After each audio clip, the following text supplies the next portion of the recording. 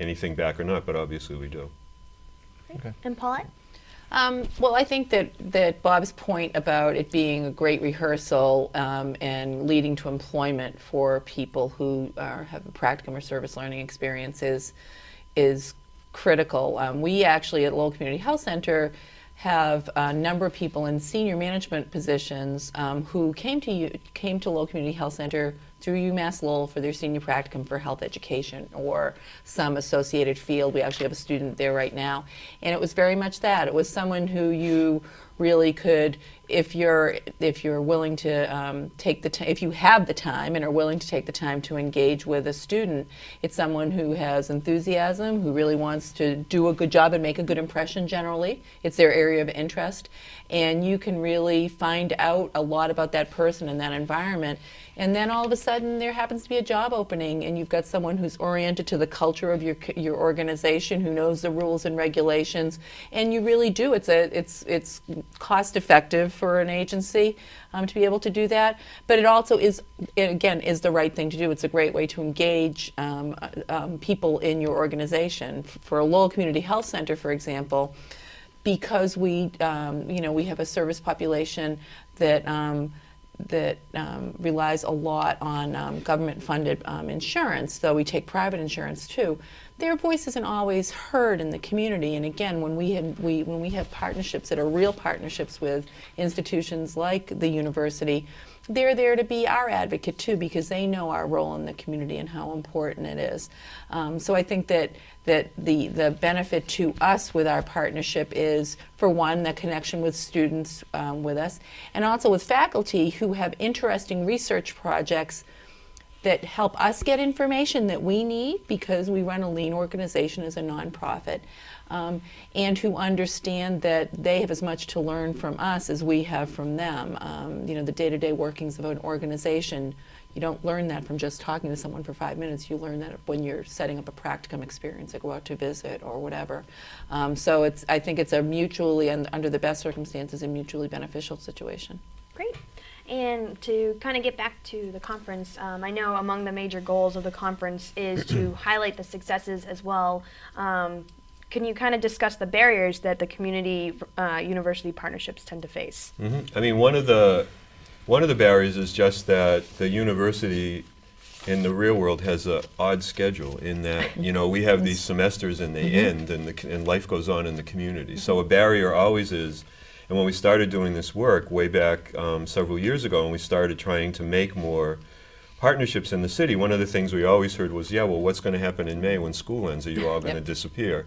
And so a barrier is to try to figure out, how do you keep these things going 12 months a year? If you're going to offer these sorts of projects, you can't take a vacation in the way that people normally. Well, I mean, you may get a little winter break. You may go to spring training for a week or something like that. But you can't. You just can't, like on May 4th when exams start, say, okay, bye. See ya. Right, and so that's a barrier. Another barrier is that it's taken a while. I mean, university cultures are, when we talked about this a bit before, they're very traditionally oriented, and the notion is that if you're a faculty person at a university like UMass Lowell, you're supposed to do research, you're supposed to teach, and you're supposed to do service. Those are the three things that you're measured on to get tenure and keep your job.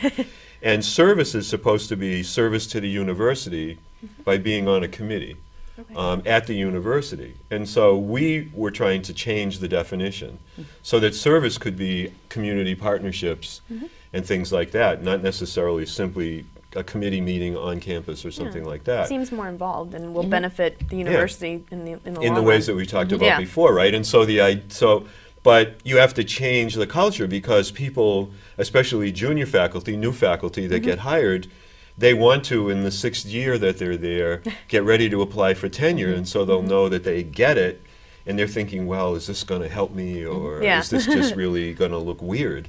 That I was involved with these partnerships. And I think at UMass Lowell, because we've persisted with this, there is now this recognition that doing community research, we do research projects every summer, for example, where we hire a half a dozen or 8 high school kids from Lowell High and 2 or 3 UMass Lowell grad students, and we find some research project in the community that the community needs. and they do that research. And I think that's as valid for me in terms of a research project as sitting in a library writing history, which is what I should be doing. Yeah. Um, Sounds and- better to me instead of sitting in the library. I agree, especially in the summer. Yeah. And so those are some kinds of obstacles. The other thing is that a lot of community agencies are skeptical of students. Well, are they going to really, you know, are they going to be flaky? Are they going to come on time? Are they going to like follow through? You know, I did this 3 years ago and the students stopped coming, and so there's a whole sort of way that you have to work with both sides of the equation. The community being skeptical of me, like, oh, you know, you're an academic, what do you know? And on the, you know, and then us being skeptical of the community partner, well, what are they going to, you know, what can they offer us? So it's all just changing these ways that we look at each other. Great. Well, we're going to actually wrap up, but I just want to briefly mention Professor book. Ferran's book. So this is my little PR piece, in and out. So we have the in and the out. But we're going to wrap up, and please stay tuned. We'll be joining with Linda Silka, who is a co-founder and current director of the UMass Lowell Center for Family, Work, and Community. Thank you. We're here today with a few of the Res D students to talk about their experience with the program. I'm here with Brian Bridget and Danielle Banks. How you guys doing? Good, thank you. Good. Danielle, could you talk a little bit about your research in the Res D program and how some of the topics you've researched in your time here at ULowell? Sure. Do you want me to hold this? Yeah, you can hold it. Sure. I am currently writing my thesis on the public-private partnership and the expansion of Route 3 North. I don't know who I'm supposed to be looking at.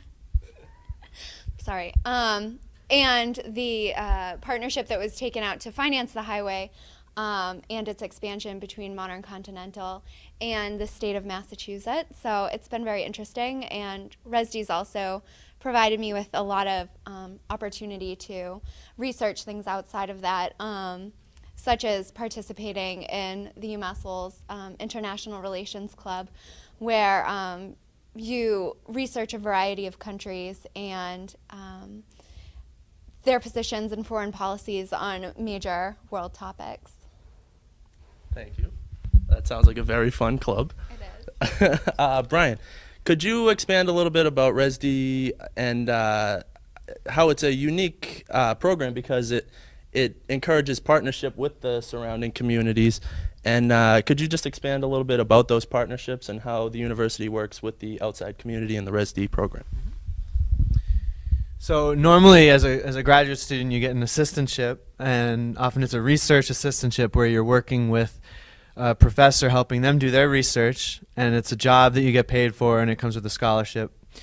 But ResD is fairly unique in that a lot of our assistantships are with community organizations.